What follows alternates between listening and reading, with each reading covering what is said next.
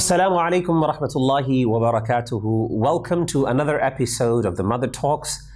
And as usual, we'll be today the topic that is related to the children and the parenting. And I have with me in studio the guest, my elder sister. And inshallah, I'll be talking to her. I'll be discussing a few important points. And we'll be discussing a few, related questions about parenting. So today, the main topic that we'll be talking about will be about the remedies. Sometimes the children, they suffer because of their, some cold they get, and they catch cold and a lot of other things. And of course, issues that are related to the feeding as well. So I have with me my elder sister, mashallah. So I'll be asking a few questions to her, inshallah. So the first question that I want to ask you today is that, of course, the mother's feed is not enough sometimes to the children. And the children, when they're growing up, they need a lot of, intake. And especially when we were talking about the small child, who is sometimes unable to, take milk from the cow or something like that. So what do you recommend? We have so many options in the market. We have so many options like formula milk. Yeah. Sometimes, as you mentioned, the mother feed is not enough. Mm-hmm. And the mother needs to resort to other options. All right. And mostly these days, the mothers go to the option for formula milk. Okay.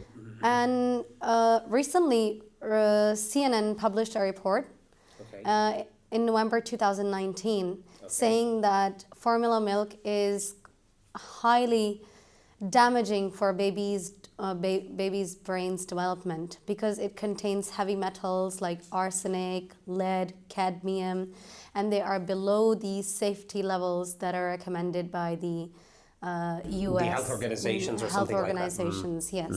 So what you're saying is the formula milk that is in the market, Yes. it has a lot of issues, right? It has a lot of issues, and it is utterly unhealthy for the babies. And the babies, they can develop lots of damaging health situations. So what you are suggesting is that the milk that is available in the market, like formula milk, even if you're talking about, for example, the CNN, of course, not part of the, I don't know whether the research that they carried out, was it related to the Pakistan or not? But yes, I think... but all the formula brands, and Pakistan imports the formula brands. It doesn't locally manufacture. I don't know of any brand that's locally produced here. But even if they are produced here, they have been tested by the researchers, and they have contained contaminated bodies. Or materials. Or materials, yes. So you think... formula milk is highly cancelled out. It's not a safe, healthy option. It's not a good option. It's not a good option. So goat milk is a good substitute. Goat milk mixed with almond oil and soy milk can do that. Mm-hmm. And cow milk, above 6 months old, above a 6 months old baby. Cow milk could be substituted, but not below the 6 months of age. So, but we can use the goat milk as well. As an option. So, cow milk as well, but for a 6 months old baby and above. Okay. So have you tried the milk from Pakistan, the formula milks in Pakistan? Have you checked out, and do you think that, because I remember that you used to give to your eldest daughter, yes. You used to give her, I think, yeah, and that was not a very good option. That really, she developed some kind of vomiting.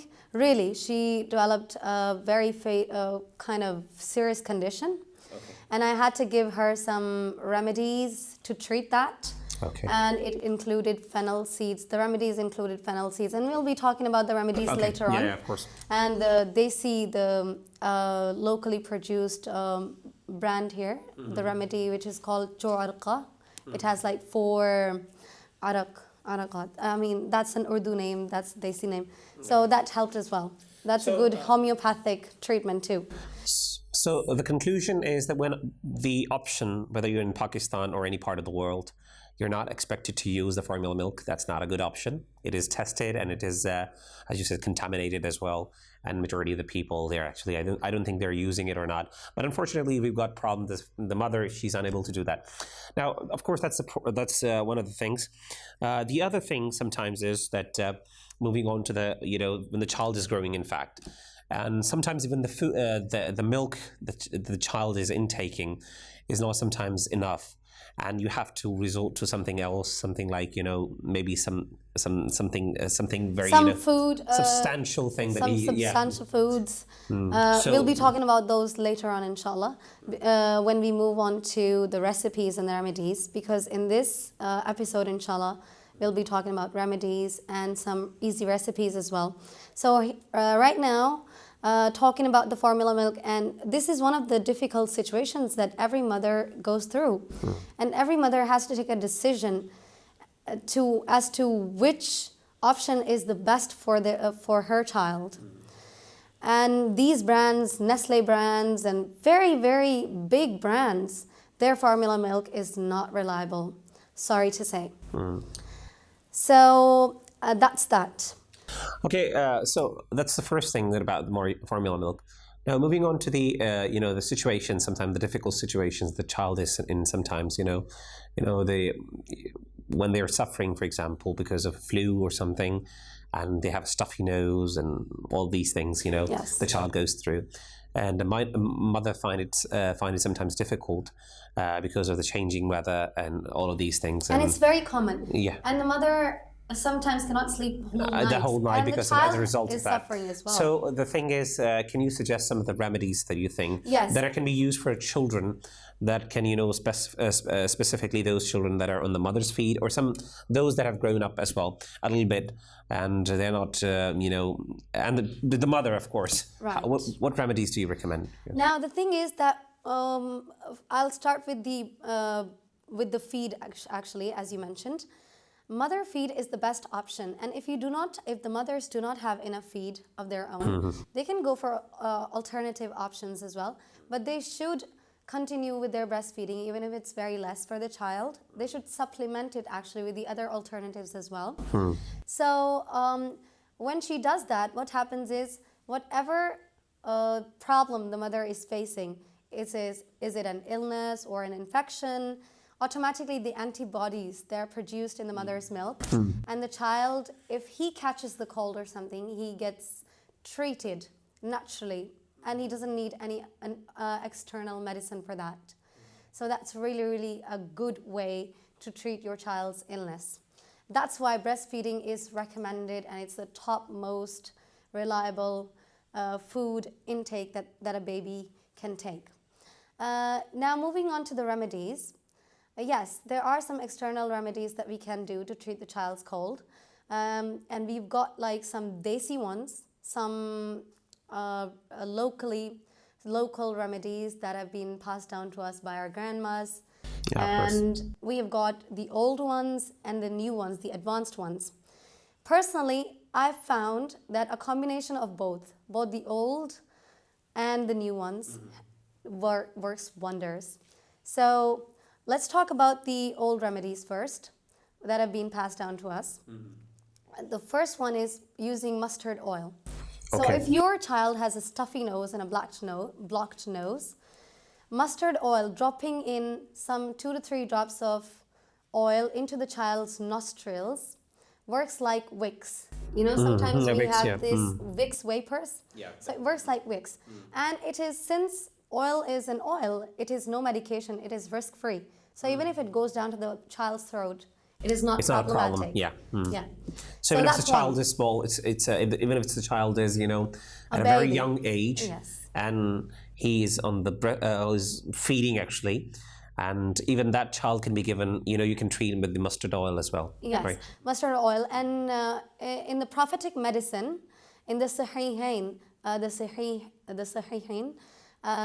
Prophet ﷺ is reported to have said that the use of black seed oil mixed with olive oil is very, very beneficial for blocked nose. And if you just put in 2 to 3 drops inside the nostrils, that works wonders too. So that's from the prophetic medicine. Okay, that's a good Okay. So the third remedy that I found really, really effective, and the apparatus for that, you might not be able to find it in Pakistan, but it's very easy to get online, and it works wonders too. So that's what I mentioned, the combination of old ways and the modern ways that can be miraculous for your baby. So the apparatus that I got mine from France, and it is actually called a nasal aspirator. As its name suggests, it aspirates mucus, dried mucus from the baby's nose. Okay. So we have some local drops available in the markets here in Pakistan. We have Salinase. It's called Salinase. Okay. So those drops can be squirted inside the baby's nose. And Salinase drops are not a medication. They're risk-free. They're totally harmless. They are a salt solution. Basically, what they do is they soften the mucus inside the nose, kind of like the wudu kind of effect. Okay. When we are doing wudu, we put water into our nostrils to moisten the sides. Yeah, definitely. And it's very easy for us to blow our noses. But since the children, they cannot do it themselves, so we need an apparatus or an instrument to suck the mucus out. And very effective and very simple designed nasal aspirator, it goes by the name Snot Sucker Nasal Aspirator. Okay. Now, snot is like, it sucks snot out of the nostrils, and the mucus out of the nostril.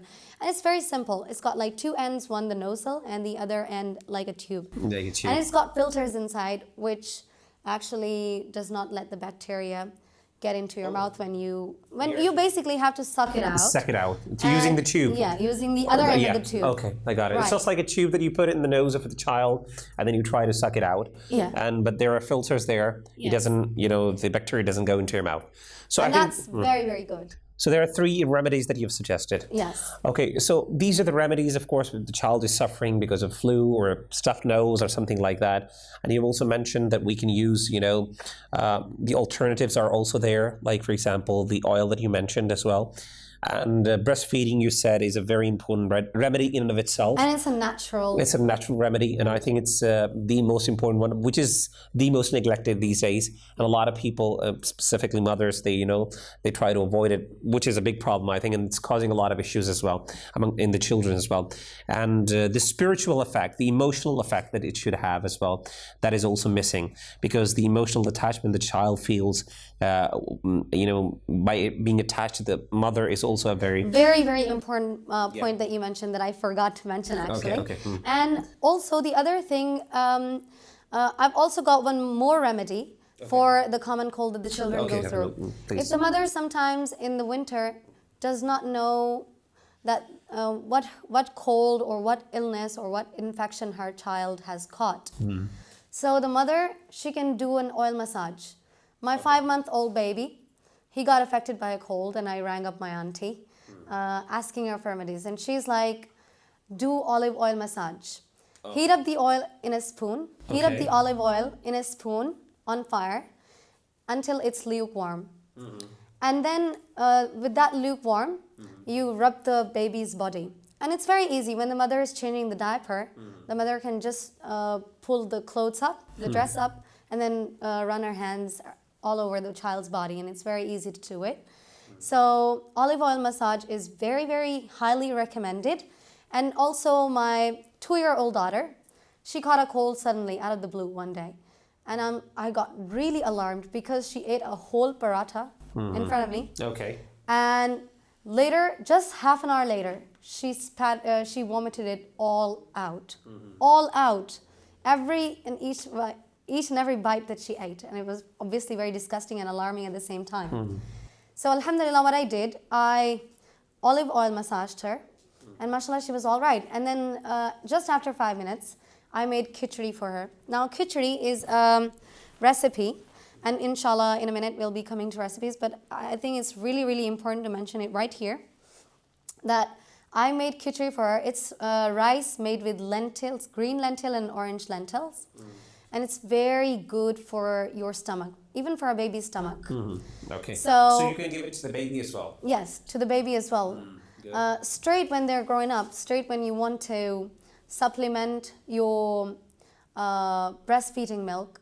Okay, that can be used as a recipe as well. So coming to the other question that I think is Yes. very relevant now, that what are the recipes that, of course, alternatives that we were mentioning that we can give to the children that are underage and those that are above 6 years old of age. So what are those recipes? One of them is what you One mentioned. of them the is khichdi, of Yeah. course. And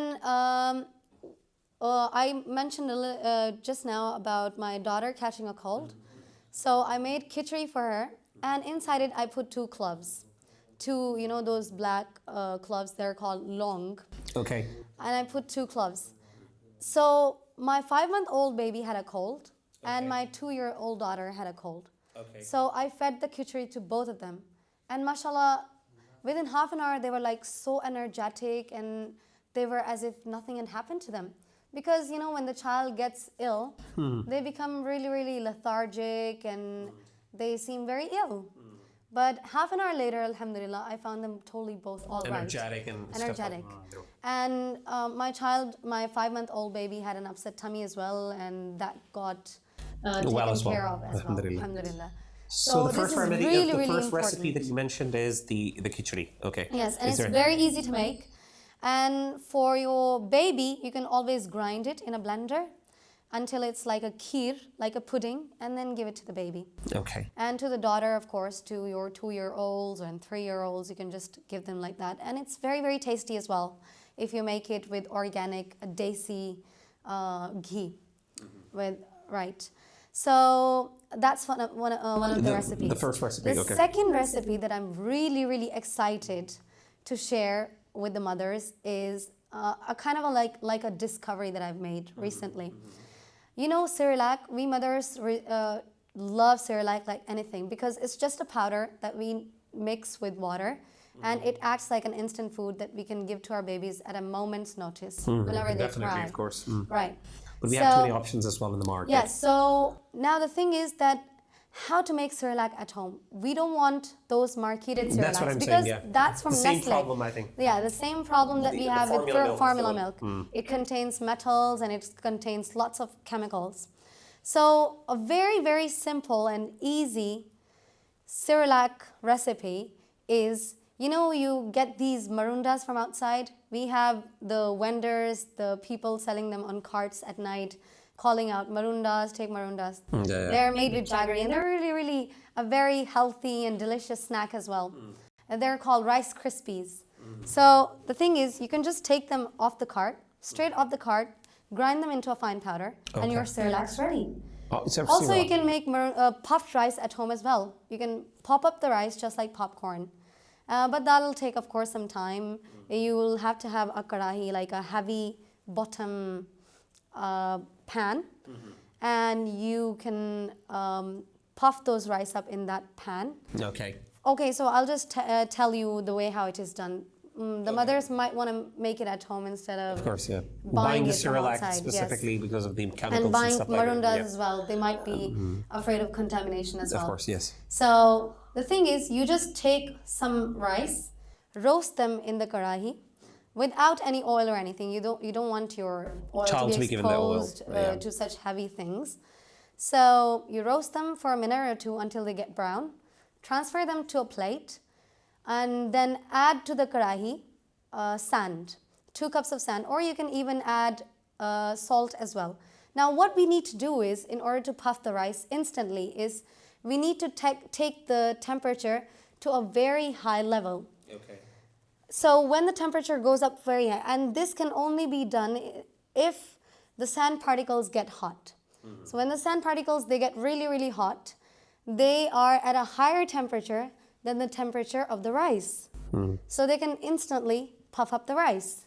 This is a technique, a local technique. That is used Desi, actually that has been in the actually villages. passed. I think Yes, in the they villages use they these do in it, the sand yes. as well, and Yes. the salt mixed, Yes. salt mixed in sand, The and then they salt, just yes, or the salt as well straight away. They can just do with the salt particles as well, because salt particles also reach a higher temperature than the temperature of the rice, and that can puff it. And then once your rice is puffed up, you can just grind it into a fine powder, and your Cerelac's ready. So these are the 2 remedies, and you can give it to the 5 months child as well. Yes, 5 months old, Yes, those children that you have started on to solids. Solids. Yes. Okay, so these remedies that you've mentioned are for the children that are actually taking the solid intake, right? Yes, the Not solid of intake, course- and they started from 3 months onward. I started my baby's solid intake at 3 months. From 3 months onward, they get trained. In the beginning, they just take 2 spoons, and then slowly, their intake gets more. And also, a very, very important research came out just recently that some children, some babies, they develop food allergies later on. If you don't want your child to be allergic to any kind of food, introduce those foods in any type of form before. Usually babies get allergic to peanuts and yolk or protein. So you can just introduce those from early onwards so that later they don't have that kind of allergic reaction. And also the study that was conducted on yolks, that was not true. I mean, most of the mothers through experience, they said that yolk can be given to the babies before, but the research proved that it should be given later. But no, that's wrong. So the mothers through experience, they said that maybe the study that these researchers did, they maybe experimented on dried yolks or something. So yeah, yolks can be given before early onwards. Okay, so the main thing is that we need to, the conclusion is that of course the child should be, given the mother's milk as much as possible. Yes. But if you're supposed to find other alternatives, then it's better to go for the organic food. And that organic food, of course, the Cerelac that you make at home, or the khichdi that you mentioned actually, and I think that can be given to specifically those children that are in solids, that can actually take the solid intake as well. And not of course not the child that was newly born, and of course sometimes, because I think it's difficult for the child to actually take that feed. So these are the recipes. We talked about the remedies, and we talked about some of the issues that the children face. So I think that's fair enough. You'd like to add something? There's one more thing. Yeah. I forgot. If you want your child to switch to cow milk, Okay. you can do so, because researchers and the recent study suggests that you should give cow milk to your baby only when they're 1 year old. Okay. And from that. But we can give the cow milk to our babies from 6 months onwards. And how we can make it digestible to the baby's body, because cow milk is very, very heavy. And it is very difficult for a baby to digest it, because they can develop lactose intolerance. They can develop intolerances. That's why cow milk is not recommended. So this thing that I'm going to mention has been passed down to us by our grandmas, has been passed down to us from generation to generation. So all you need to do is include fennel seeds, a pinch of fennel seeds and cardamom into the boiling milk. Boil your milk, boil the cow milk with that, and inshallah, in a jiffy, your child will be able to digest the cow milk. Inshallah. So you can, after the the age of 6 months and above, right? Yes. And but of course, it's recommended, of course, that the child is actually feeding on the mother's milk only. Throughout. Yeah, for 2 throughout. years, That's yes. for 2 years. That's the best option, the of best course. option, But yes. these options are, of course, when you need to find alternatives. I think it's better to go, instead of going to the formula milk and stuff like that, those that are actually having a lot of issues. And of course, we are seeing a lot of children are suffering because of these things. And naturally, of course, something which is unnatural to the human body, of course, is going to cause problem. No matter how digestible that you can make it, it doesn't matter.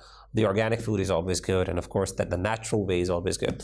So that's all for today, inshallah. Thank you all for watching us, and we would highly recommend that you share this video with other people. And if you have some suggestions, if you have some questions, please leave your questions there, and please subscribe to our channel, and of course like our videos. And inshallah, see you in the next episode in the Mother Talks. Assalamu alaikum wa rahmatullahi wa barakatuh.